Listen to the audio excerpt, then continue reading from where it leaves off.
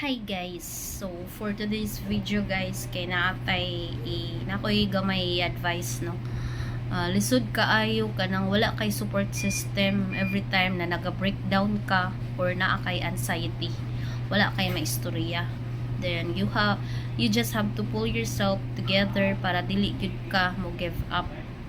Then sa based on my experience lang gyud, ako pod niagi pod ko og anxiety.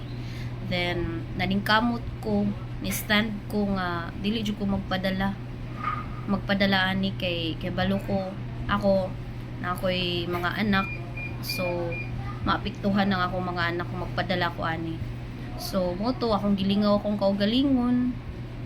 Then ako pong gi-pray po, dapat na gid ni always no nga mag-pray ta ni God kay para siya ra gyud mo tabang sa ato. Walay lain, si God ra gyud ang mutabang. Pray lang ta kay kanitanan trials ra ni God. So mao na nga kana siya ingon ani nga kuan, dapat ma-depress ka, normal ra gyud na. Normal na nato. Then para pud ato ang kuan pod, atong mental health nga dili mo grabe gyud, dapat atong ilingaw-lingaw atong kaugalingon. Go out ka, mag-enjoy ka, laag ka kung asa ka gusto. Then ayaw kalimot og pray no, kay si God ra gyud ang makahibaw sa tanan. Siya ray mo tabang walay lain.